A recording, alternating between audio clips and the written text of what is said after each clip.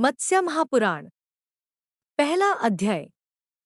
मंगलाचरण शौनक आदि मुनियों का सूत जी से पुराण विषयक प्रश्न। सूत द्वारा मत्स्य पुराण का वर्णन आरंभ। भगवान विष्णु का मत्स्य रूप से सूर्य नंदन मनु को मोहित करना, तत्पश्चात उन्हें आगामी प्रलयकाल की सूचना देना।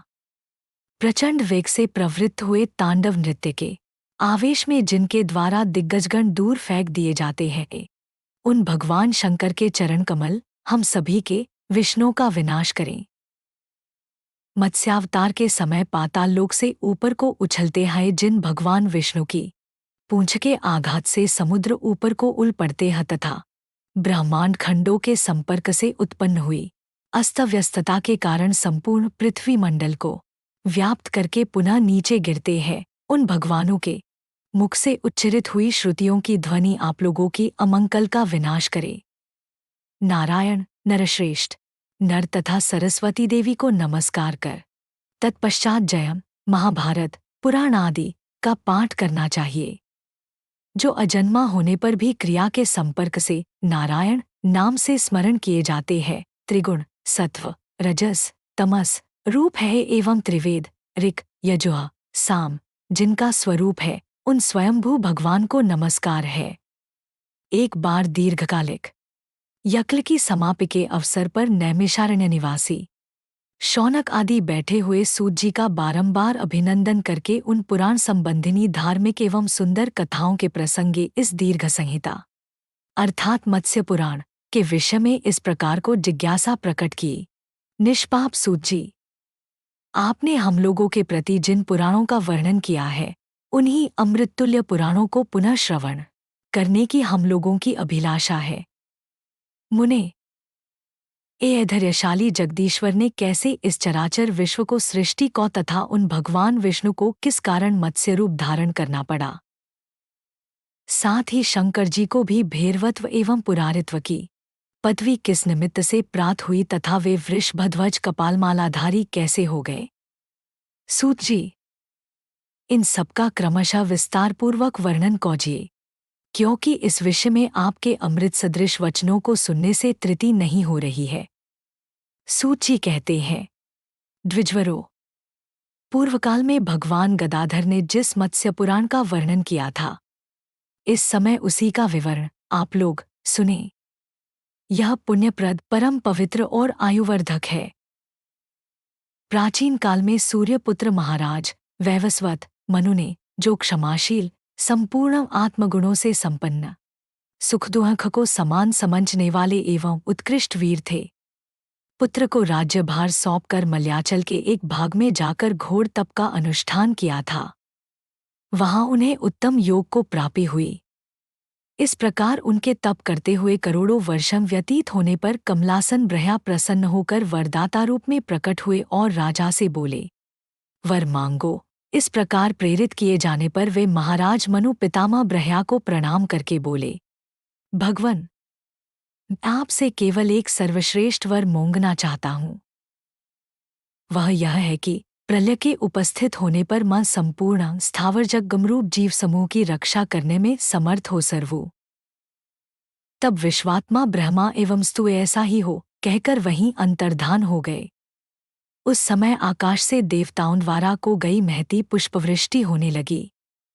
एक सम्यक बात है, आश्रम में पितृतर्पण करते हुए महाराज मनु की हथेली पर जल के साथ ही एक मछली आ गिरी। उस मछली के रूप को देखकर वे नरेश दर्याद्र हो गए तथा उसे उस कमंडलू डालकर उसकी रक्षा का प्रयत्न करने लगे। एक ही दिन रात में वह वराह मत्स्य रूप से 16 अंगुल बड़ा हो गया और रक्षा कीजिए यूं कहने लगा। तब राजा ने उस जलचारी जीव को मिट्टी के एक बड़े घड़े में डाल दिया। वहां भी वह एक ही रात में 3 हाथ बढ़ गया। पुनः उस मत्स्य ने सूर्यपुत्र मनु से आर्तवाणी में कहा, राजन, मैं आपकी शरण में हूँ, मेरी रक्षा कीजिए।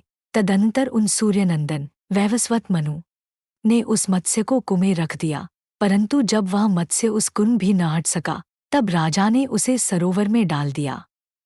वहां वह पुनः 1 योजन बड़े आकार का हो गया और दीन होकर कहने लगा, नृपश्रेष्ठ, मेरी रक्षा रक्षा कीजिए। तत्पश्चात मनु ने उसे गंगा में छोड़ दिया।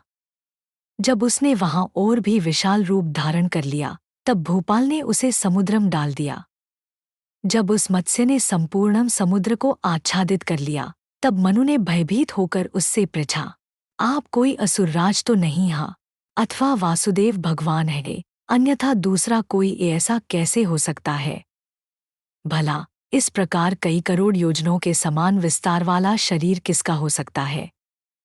केशव, मुझे ज्ञात हो गया कि आप मत्स्य का रूप धारण करके मुझे खिन्न कर रहे हैं।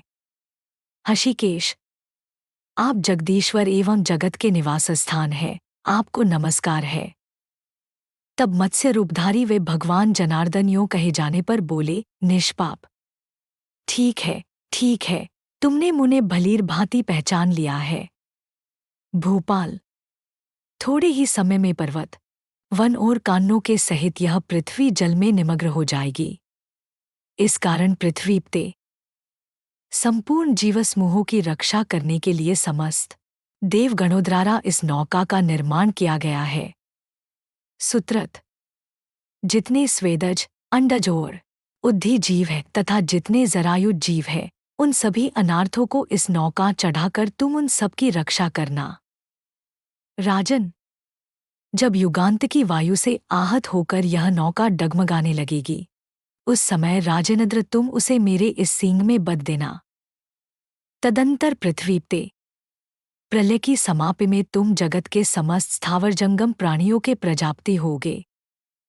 इस प्रकार कृत्युग के प्रारंभ में सर्वज्ञ एवं धैर्यशाली नरेश के रूप में तुम मनवंतर के भी अधिपति होगो। उस समय देवगण तुम्हारी पूजा करेंगे। इति श्रीमत्स्य महापुराणे आदिसर्गे मनुमत्स्य संवादे प्रथमोध्याय। इस प्रकार श्रीमत्स्य महापुराण के आदिसर्ग में मनुविष्णु संवाद में प्रथम अध्याय संपूर्ण हुआ। क्या आपको हमारा मत्स्य पुराण का कथन पसंद आया? कृपया इस वीडियो को लाइक करें और हमारे चैनल को सब्सक्राइब करें ताकि हम अधिक भक्तों तक पहुंच सकें। धन्यवाद।